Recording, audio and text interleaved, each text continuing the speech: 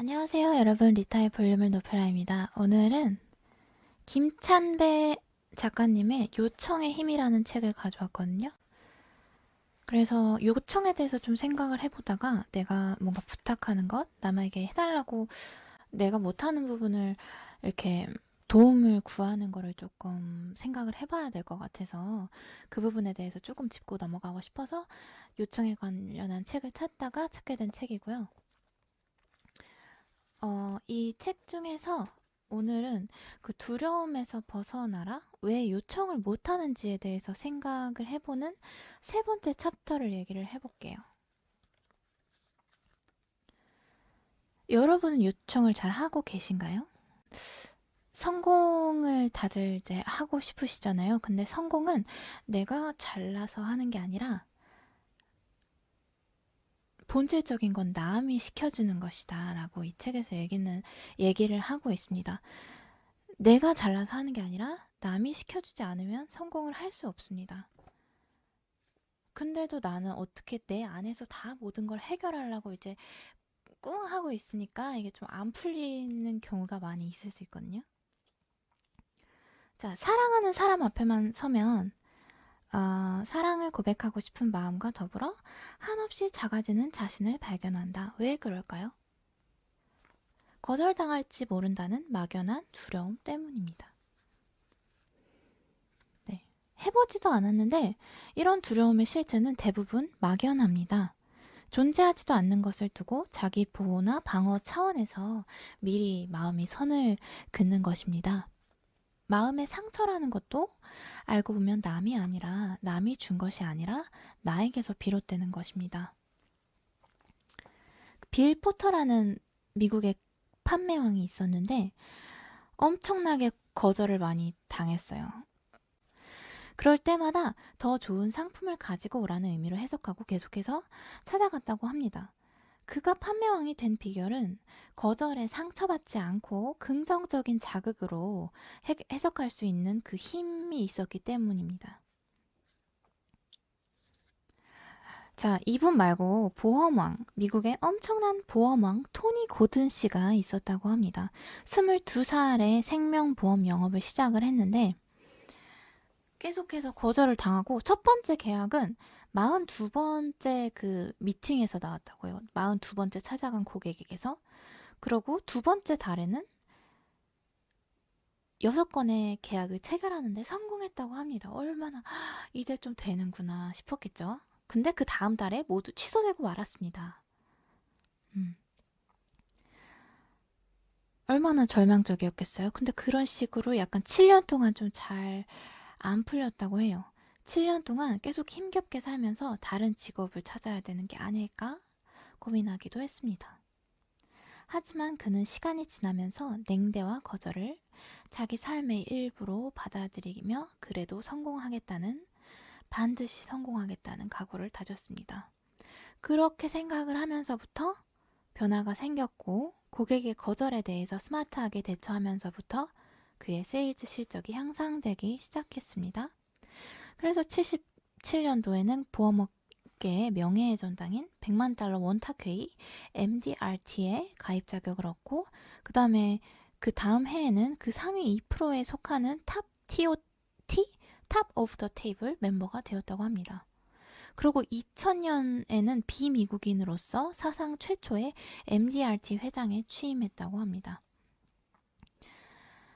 그러고 지금은 물론 성공한 강사로 이제 저자로 맹활약하고 있고 이럴 때 이분이 이렇게 말을 했다고 해요. 거절의 수모를 겪어내는 일은 쉬운 일이 아니지만 모든 성공과 미래의 보상은 잠재 고객과 만나고 고객의 거절을 일상생활로 삼아야 얻어진다.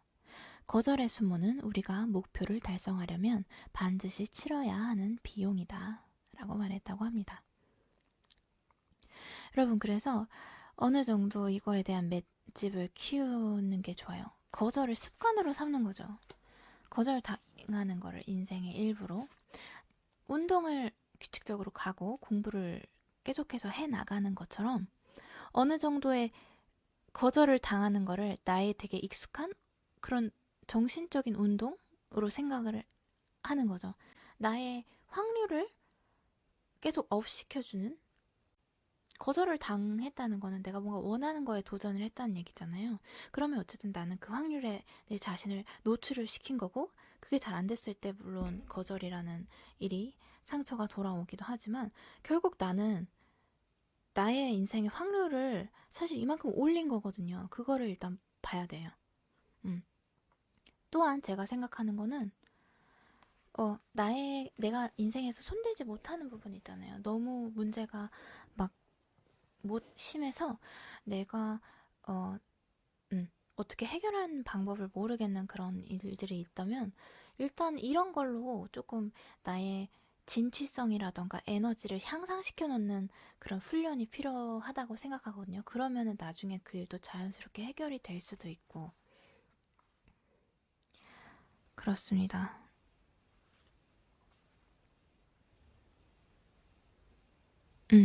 두려움은 내가 만들어 놓은 덫에 불과하다. 혼자서 두려움이라는 내면의 감시자를 만들어 놓고 신경 쓰느라 기운을 소진하지 말고, 당당하게 필요한 것들을 필요한 사람에게 요청할 수 있어야 합니다. 우리가 만약 이런 문제에 대해서 잘 생각을 보통 안 하고 바쁘게 일을 하면서 사는데, 조금 짚고 넘어가야 될 것 같아요. 내가 만약 이런 능력이 있었다면, 하나, 내가 진짜 잘 요청하는 사람이었고, 거절에 대한 두려움이 좀 많이 적었고, 그걸 긍정적으로 해석할 수 있었고, 이런 능력이 있었던 사람이라면, 지금 여러분들은 인생의 어떤 부분이 달라져 있을까요? 한번 생각을 해볼까요? 뭐, 좋아했던 사람에게 고백을 했을 수도 있었고, 만약 내가 10번 고백했으면 적어도 한 번은 성공하셨을 거예요. 내가 실패율이 크다면 분모율이 크다고 합시다. 분모가 값이 크면 분자를 늘렸어야죠. 늘렸으면 나는 지금 내 인생에 원하는 것들을 현재 지금 가지신 것보다 훨씬 많이 가지고 계실 거예요. 이런 능력이 있었다면, 이러한 시각을 가지고 있었다면. 어린 시절에 그런 게 훈련이 돼버리고 나면 그 다음부터는 뭔가 방 안에 보이지 않는 코끼리라 그래야 되나? 그런 것처럼 나에게는 시스템화 되어 있는데 나에게는 눈치 차려지지 않는 거지. 더 이상은 그냥 자연스러운 나의 어느 일부분으로 계속 그런 식으로 컴퓨터 알고리즘이 돌아가듯이 그걸 피해가고, 거절 두려우니까 피해가고, 안 될 수도 있으니까 내가 뭘 그렇게 해야겠어? 그 사람이 저렇게 말했으니까 그런 거겠지. 뭐 이런 식으로 계속 이렇게 흘러가고, 더 이상 인식하기조차 어렵단 말이에요. 더 나은 기회가 오늘 하루만 해도 몇 번이 있었겠어요. 내가 요청을 했었더라면 어떤 일들이 더 벌어질 수 있었을까요? 내 긴 인생을 보고도 그렇고, 단지 오늘 하루만 봐도 그렇고. 오늘 하루 봐서 저거 조금만 더 주시면 안 돼요? 저 이렇게 조금만 해주시면 안 돼요? 아니면 엄마한테 엄마 이거 좀 나중에 뭐 얘기해주면 안 될까? 뭐 이런 부분들도 있고.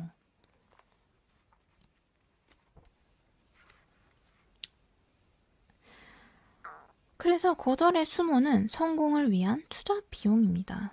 이때 굉장히 중요한 말인데, 내가 요청할 권리가 있는 것처럼, 혹은 내가 다른 사람의 요청을 잘 거절하고 다니는 것처럼 상대방도 거절할 권리가 있습니다. 그런 생각을 가지고 요청을 하시면 돼요. 상대방도 거절할 권리가 있고 나는 그걸 존중해주면 되는 거거든요. 자, 일반적으로 거절의 횟수와 강도는 성공의 크기와 비례한다. 위대한 성공에 이른 사람일수록 더 크고 많은 거절을 당한 사람들이다. 내가 그런 것처럼 상대방에게도 거절할 권리가 있습니다.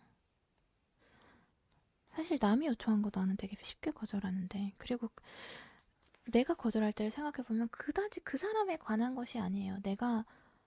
나의, 내가 만약 기분이 좋았으면 들어줬겠죠. 만약 그런 식으로 생각을 해보면, 저 사람, 이게 특별히 상처받을 이유는 없는 것 같잖아요. 내가 만약 거절할 때는. 근데 이게 입장이 바뀌었을 때는 좀 다르죠, 얘기가.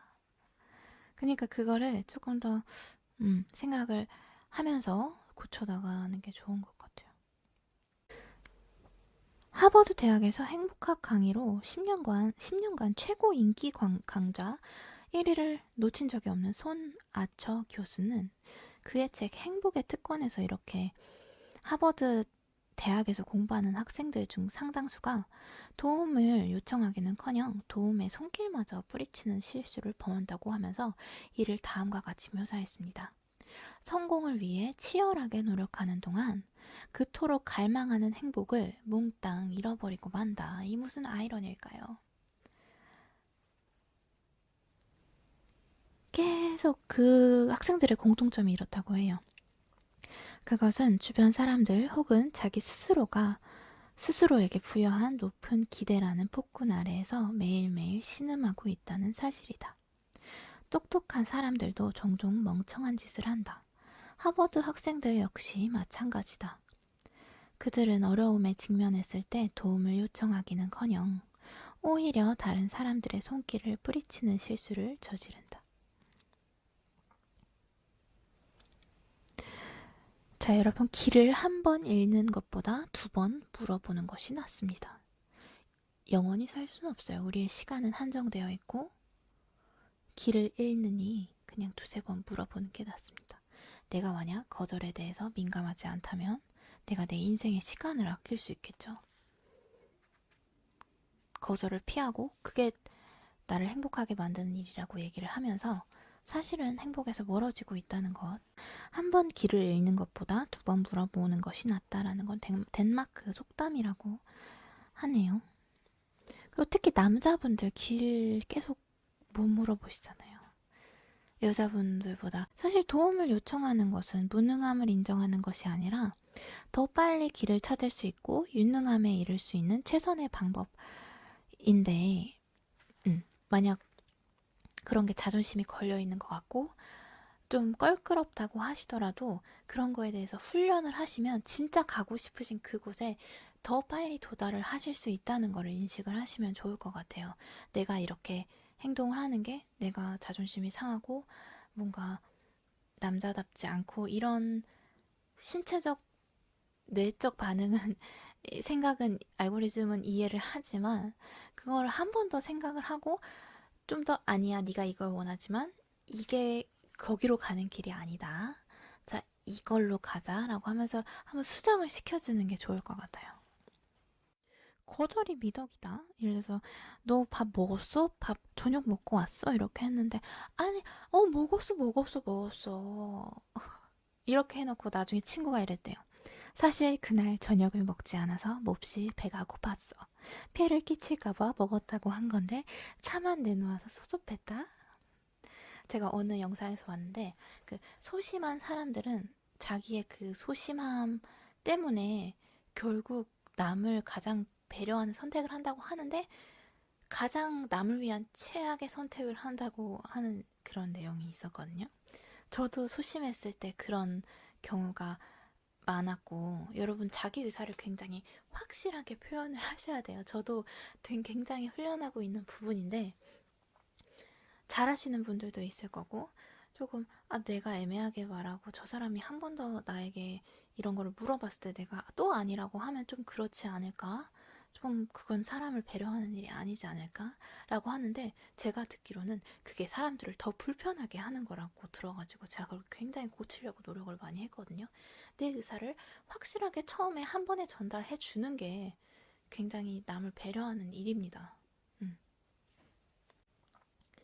그러고 다시 이 사건으로 돌아가서 쟤는 저녁을 먹지 않았으니까 밥을 줘라고 분명하게 얘기를 했으면 좋았을 텐데 라고 생각은 하지만 나도 친구가 먹었다고 하는 말을 고지고대로 듣지 말고 먹지 않았을 것이라고 알아차려서 저녁을 대접했어야 했다라고 얘기를 하거든요. 센스가 부족했다라고 얘기를 합니다. 그래서 결론은 나는 분명히 말을 하고 의사표현을 정확히 전달을 해주고 그리고 남이 표현하는 거는 조금 더 이런 뜻도 있지 않을까? 저 사람 성격이 저러니까 내가 여기까지 생각을 해봐야 되지 않을까? 라고 좀 더 깊게 생각을 해야 될 것 같아요. 나는 굉장히 간단하고 분명하게 전달을 하고 남이 얘기하는 건 좀 더 깊게 생각을 해주고 이런 게 최선의 방법일 것 같아요.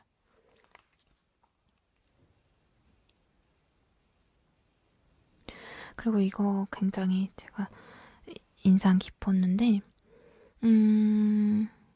성경에 이런 말이 있다는데 사도행전 20장 35절 뭐 여기는 스킵하고 There is more happiness in giving than in receiving. 주는 것이 받는 것보다 행복하다. 근데 이거를 잘못 해석을 해서 자꾸 요청하는 게 이기적인 일이 아닐까라고 생각을 하는 사람을 이 작가분이 많이 봤다고 하는데, 서양에서는 신앙과 지혜가 분리되어 있는데 동양에서는 이렇게 약간 분리가 안 돼 있대요. 그래서 뭐가 맞다고 할 수는 없지만 다른 관점도 있다는 것을 생각을 하시면 좋을 것 같아요. 또 이분은 그래서 이렇게 얘기를 한다고 해요. 그 주는 것과 받는 것에 구별이 없다고, 핑퐁 같은 거라고. 한편에 내가 서브를 넣어주면 반대편에서 잘 받아 넘기는 게 또 주는 거잖아요. 그런 개념이라는 거죠. 주는 것과 받는 것이. 누가 나한테 줬으면 내가 감사하게 받고, 감사함을 표현해주면 그 사람은 나의 그 리액션과 행복감을 전달받는 거죠. 선물을 왜 주겠어요? 내가 행복하니까 주는 거잖아요. 줬을 때 얘가 이걸 어떻게 사용하면서 얼마나 좋아할까라고 하는 게 나한테는 결국 행복이고 나한테 플러스가 되는 거기 때문에 주는 거거든요. 그러니까 내가 줬다 받았다 라는 거의 개념과 그거에 대한 관련된 생각을 조금 더 지혜롭게 한 번 더 생각을 해볼 수 있을 것 같습니다. 주는 것이 받는 것이며 둘 다 행복한 일이다. 줄 것이 있으면 당당하게 주고 요청할 일이 있으면 당당하게 요청하는 것, 그것이 진정 행복하게 성공하는 길이다. 그 다음에 소제목이 있는데 알아서 해줄 거야 라는 소제목이 있어요. 자, 이런 케이스. 내일 아침 일찍 회의를 갖기로 했다. 퇴근하면서 팀장님이 내일 아침 회의에서 봅시다 라고 얘기했다. 다음날 팀장은 7시에 도착했는데 팀원들은 8시가 다 돼서 출근했다. 팀장의 표정이 심하게 일그러진다. 자, 케이스 2. 배우자의 생일날이다. 마음먹고 백화점에 들러서 반지를 샀다. 이 정도면 만족할 거라고 생각하고 집에 들어가 짠 하면서 선물을 전해줬는데 아내의 얼굴에 실망의 빛이 가득하다. 남편은 그런 아내의 행동이 못마땅해. 또 그런다니까. 다음에 선물 사주나 봐라 하면서 방문을 꽝 하고 닫고 들어간다. 자, 우리 일상생활에서 흔히 볼 수 있는 풍경입니다. 당연히 알아서 해주겠거니 했는데 막상 보면 실망스러운 일들 뿐입니다. 문제는 상대방만이 아닙니다. 나는 상대방, 쟤는 줬는데 왜 저렇게 받아? 내가 그렇게 하라고 했는데 눈치 없이 왜 저렇게 해? 라고 생각을 하지만 그 사람의 문제이기도 하지만 문제는 당사자에게도 있습니다. 자, 팀장이 몇 시까지 오라고 정확하게 얘기했으면, 그리고 아내가 원하는 것이 무엇인지 미리 물어봤다면 이런 상황을 둘 다 피할 수 있었겠죠. 그래서 당신이 최고의 점쟁이나 심령술사와 결혼한 것이 아니라면 배우자에게 아주 또렷하게 자신이 원하는 것을 말해줄 수 있는 용기와 지적 능력을 갖고 있어야 한다. 그렇지 않으면 배우자는 결코 당신이 바라는 것을 알지 못할 것이다. 자녀들을 교육할 때도 자꾸 이렇게 막 너 그거 혼자서 못해? 그것도 못해? 왜 나한테 물어? 혼자 할 수 있는데 너 왜 바보처럼 묻고만 있어? 이렇게 얘기를 할 수 있는데 의도는 알겠으나 애들이 이 오해를 할 수 있어요. 그렇게 반복적으로 듣다 보면 아무런 그 필터링이 없잖아요. 그래서 나 혼자 안 하면 내가 무능한 거구나. 내가 쓸모가 없는 거구나. 이렇게 생각할 수가 있거든요. 그러니까 자기 일은 스스로 알아서 하되 남의 도움을 받으면 더 큰 성공을 거둘 수 있다고 깊게 가르쳐 주셔야 돼요. 중요한 거는 여기서 중요한 건 그거겠죠. 내가 스스로 할 일이랑 남한테 도움을 요청할 일을 구분할 수 있는 안목을 키워주는 것. 너 이거는 네가 혼자서 할 수 있는데 나한테 그냥 해달라고 하는 거잖아. 너가 스스로 해 라고 하되 다른 부분에 있어서는 이건 네가 그렇게 붙잡고 하려고 한다고 해서 되는 게 아니야. 남한테 물어보면 너보다 20배는 잘 아는 사람들이 기꺼이 가르쳐 줄 수 있다 라고 이제 구분을 해서 가르쳐 주는 거죠. 미국에서 어떤 기사, 베이비 부머 세대 부모들이 자녀에게 말하지 못한 10가지라는 제목으로 속마음을 전했다고 합니다. 유산은 기대하지 말고 내 돈에서 손 떼. 너희 집에 우리가 들어가 살 방을 마련해 놓으렴. 너희를 위해 우리가 희생한 거 원망할 거야. 살쪘다고 뭐라고 하지 마. 이런 부분이 있는데 부모님들도 인간인데 막 어른스러운 생각만 할 수는 없잖아요. 자식이 있다고 해서 계속 어른인 척을 하시는 거지. 그러니까 그 어려운 부분들이 되게 많으실 것 같아요. 네. 그런 딜레마. 네. 그렇게 그래서 자녀들에게도 요청할 줄 아는 부모가 되자라고 하면서 네, 얘기를 하고 있어요. 커다란 두 번째, 안 될 것이라는 편견에 도전하라. 자, 위대한 사람들은 한계라고 생각하는 일에 과감히 도전하고 조건 변경을 요구하거나 조건은 안 되지만 허락해달라고 요청해서 불가능해 보이는 일들을 성공시킨다고 합니다. 고 정주영 회장, 70년대 초반 박정희 대통령으로부터서 조선소를 지어달라는 요청을 받았는데 문제는 돈을 마련하는데 세 가지 난제가 있었다고 해요. 조선소를 지으려면 돈이 필요하니까. 먼저 은행에서 돈을 빌리려면 사업계획서와 추천서가 필요했습니다. 여러분들이 이거 어떻게 하셨을 거예요? 안 된다고 생각을 하셨겠죠, 대부분은.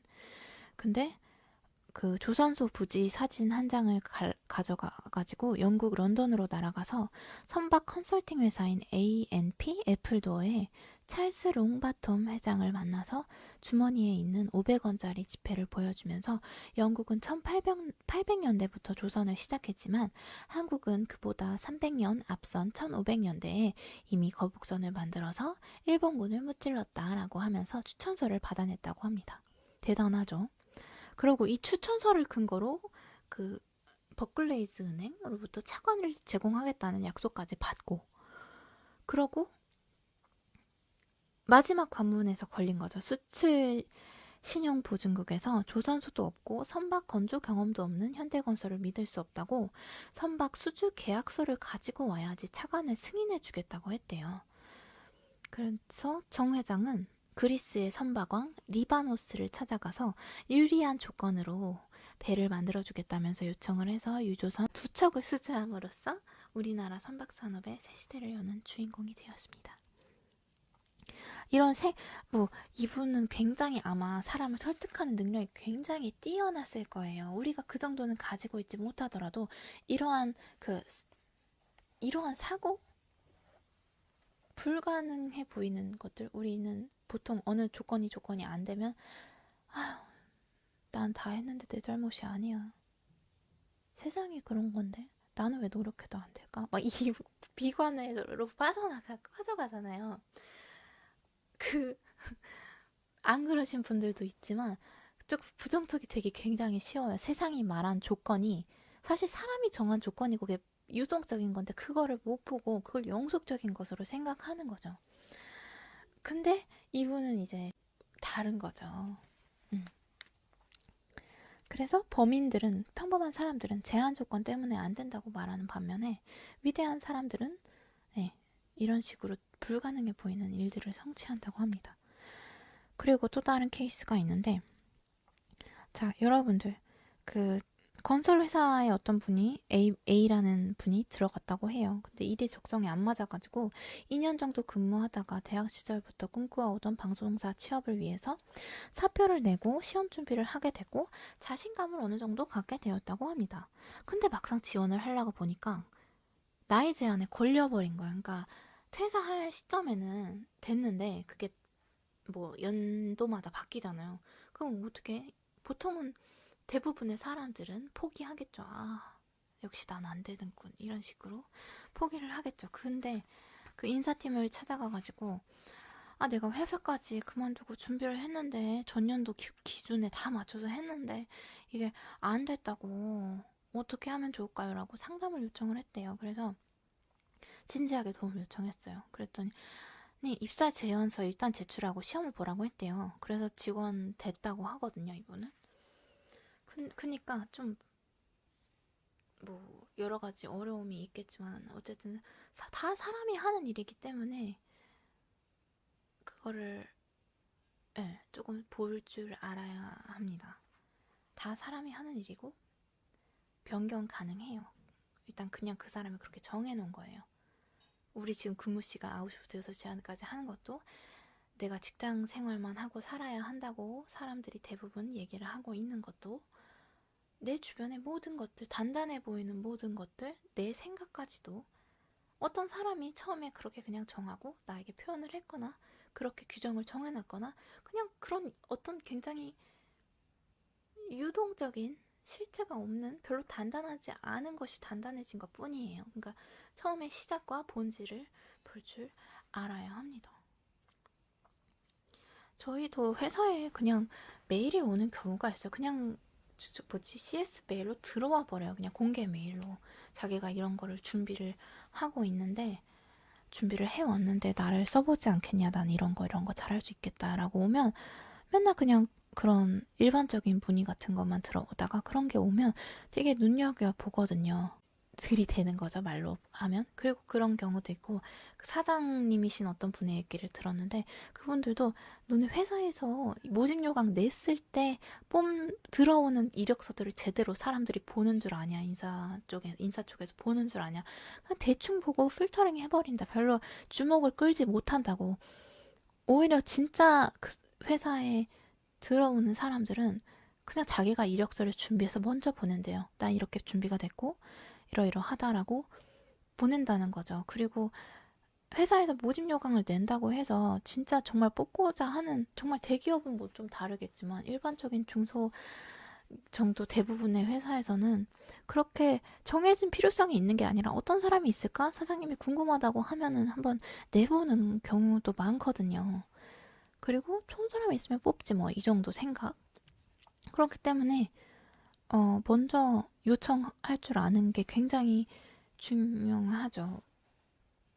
아, 오픈이 됐으니까, 잡 오프닝이 생겼으니까 지금 내야 돼, 그때까지 기다려야 돼가 아니라 내가 먼저 요청할 줄 아는 것, 내가 먼저 다가갈 줄 아는 것 굉장히 중요합니다. 특히 취업 준비 하시는 분들도 많이 팁을 삼으실 수 있을 것 같아요, 제 생각에는. 네, 딱 정해진 거에 딱딱딱 맞춰서 들어가려면 경쟁률이 너무 높아요. 다들 그렇게 하니까. 그리고 다들 그렇게 배워온 사람들이잖아요. 학생들 딱딱딱 정해진 거 시키는 거 하고. 근데 실제 세상은, 그거는 이때까지 학교에서만 그런 거고 실제 세상은 전혀 그렇게 돌아가지 않거든요. 그러니까 차라리 그냥 중소기업 중에 진짜 평이 좋거나 내가 가고자 하는 분야랑 맞는 데를 그냥 이렇게 소팅을 해가지고 먼저 이력서를 보내보세요. 그리고 한 20군데 보내보시고 어떤 반응이 오는지 보세요. 대기업에 20군데 넣었을 때 몇 군데 연락이 왔는데, 그런 식으로 내가 먼저 요청을 해서 찾아서 내가 원하는 회사를 소팅을 해가지고 먼저 이력서를 보내보세요. 20군데 반응이 어떻게 다른지. 아마 후자가 더 많으실 거예요. 아무도 잘 가르쳐 주지는 않죠, 그런 방법을. 근데 실제로는 그니까 남들이 짜놓은 판에 들어가면 너무 힘들어요. 내가 그 100%에서 1%에 속하지 않으면 내가 원하는 기대치를 그 보상받기가 굉장히 어렵거든요. 내가 진짜로 막 뛰어나지 않으면. 그러니까 내 길을 차라리 뚫는 게 어려워 보여도 그게 쉬운 길일 수가 있는 거죠, 사실. 자, 이 한국도 다른 예가 있는데, 한국인 최초의 시각장애인 박사 백악관 국가장애위원회 정책차관보, UN 세계장애위원회 부의장 겸 루스벨트 재단 고문으로 7억 명에 달하는 세계 장애인들의 복지 향상을 위해 헌신했던 인물. 자, 그분이 강영우 박사님이시라고 하는데 1944년도부터 2012년도까지 생을 사신 분입니다. 이분은 중학생 때 축구를 하다가 눈에 축구공을 맞고 시력을 잃고 서울 맹학교에 진학해서 자신의 꿈을 키워갔습니다. 그리고 67년도 10월에는 서울을 방문한 그 퍼킨스 캘리포니아 주립대 교육대학장으로부터 그 학부에서 교육학을 전공하고 대학원에서 재활 상담학이나 특수교육학을 전공하는 게 좋겠다는 조언을 듣고 공부 열심히 해서 68년도에 연세대에 입학원서 제출했대요. 근데 그 당시에 얼마나 장애인들에 대한 배려가 대단했겠어요. 정말 정말 제로였겠죠. 그래서 시각장애인이라는 이유로 입학을 거절당했습니다. 그래서 시험 기회조차 주지 않는 부당한 현실에 분노해서 항의를 했는데 받아들여지지 않아서 한국 기독교 교회 협회의 어떤 목사님을 찾아가서 도움을 요청했고, 그 목사님 분이 그 연세대학교 총무처장한테 연줄이 다 있으시니까 요청을 도와달라고 해가지고 학칙을 변경했대요. 그래서 시험에 합격.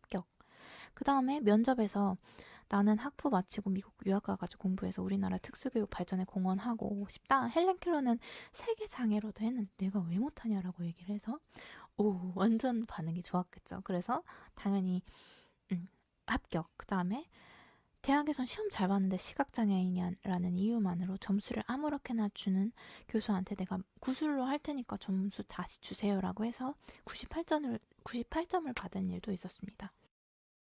그러고 나서 피츠버그 대학원에 가서 합격 통보를 받았는데, 지원을 해서. 근데 그 우리나라 문교부, 지금의 교육부에서 신체장애를 유학의 결격 사유로 정해놓은 상황이었다고 합니다.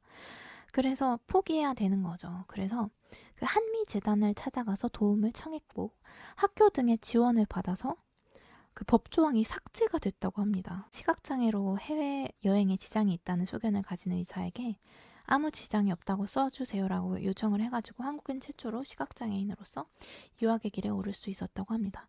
그리고 또 장애인 봉사활동을 나와서 자신을 도와주던 누나에게 청혼해서 결혼에 성공했다고 합니다. 그러고 마침내 미국 행정부 최고위직에 오른 최초의 한국인이 되었습니다. 대단하죠. 이분 자체만 생각하지 않았을 수도 있어요. 그러니까 가족분들이 뭔가 도와주시는 그런 길을 알려주시는 분이 있었을 수도 있고, 어쨌든 이분 자체에서 그런 힘이 굉장히 강했던지, 아니면 주변에 그런 사람들이 많고 가족 중에 그런 신념을 가지신 분이 있었든지, 어쨌든 그런 믿음을 가진 사람이 굉장히 중요하다는 거죠. 그런 시각을 가진 사람들의 중요성이 얼마나 큰 기적을 일으킬 수 있는지. 네. 그리고 여러 가지가 있는데, 떳떳이 요청할 수 있는데도 아무도 안 하는 것들. 금리 인하 요청할 수 있대요. 그러니까 금융기관에서 대출받고 금리 낮아졌거나 신용 조건 개선됐는데 전이랑 동일하게 이자를 부담하는 경우에는 그 금리 인하 요구권이라는 제도가 있대요.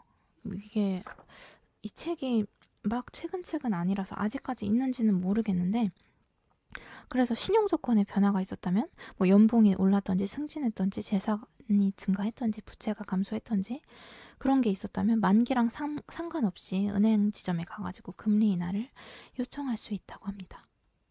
그리고 약값 할인 요청할 수도 있대요. 뭐, 예. 그리고 통역 요청할 수도 있고, 미국 가서 그런 제도가 있대요. 통역 병원 가야 되는데 내가 영어 잘 못하면 통역 서비스 제공해주는 행정기관에 그런 그 제도가 있다고 합니다. 승진도 요청할 수 있는데 그 어느 조직에서나 승진은 경쟁이 치열합니다. 그래서 엄청나게 차이가 난다면 모를까 어느 정도 비슷한 조건이라면 그 승진자와 탈락자를 가려내기가 너무 어려운데, 이때는 작은 차이가 결정적인 변수가 될 수 있는데 그건 바로 승진을 요청하는 거죠. 네. 요청하는 자가 기회를 선점합니다. 근데 내가 될 거였는데 내가 잘못, 만약 그런 거에 되게 서투른 사람이어서 잘못 요청하면 또 그게 마이너스가 될 수 있는 법이거든요. 잘못하면. 그런 두려움도 사실 있기는 하죠. 그래서 이 책의 뒤쪽에서는 뭐 어떻게 요청할 것인가, 요청의 성공률을 높이는 방법을 그 네 번째 챕터에서 알려주고 있어요. 이거는 제가 다음 영상에서 알려드리도록 하겠습니다. 일단은 두려움은 좀 접어두시는 게 좋을 것 같아요. 뭐 승진을 요청하거나 이런 큰 건을 위해서 내가 만약 내가 잘못 괜히 요청했다가 다 된 밥에 재 뿌리면 어떻게, 이런 두려움도 있을 수 있거든요. 그런 거는 일단 중요한 거 먼저 하지 말고 일상에서 내가 사소하게 요청할 수 있는 법 있잖아요. 그런 거 100번을 해보면 아마 노하우가 5점 정도는 적어도 늘 수가 있어요. 그런 식으로 조금씩 계속 준비를 해나가는 거죠. 그러려면 일단 비합리적인 두려움을 내려놓고 좀 더 지혜롭게 계속해서 요청할 수 있는 맷집을 가지고 있어야 되거든요. 그러니까 계속 시도해보고 이런 노하우가 필요한 거죠. 그래서 다음 영상에서는 어떻게 요청할 것인가에 대해서 한번 얘기를 해보도록 하겠습니다. 여러분 영상 봐주셔서 감사하고 좋으셨으면 좋아요와 구독을 눌러주세요. 네, 안녕. 안녕. 갈게요. 언제나 이렇게 마무리가 좀 허접해. 안녕.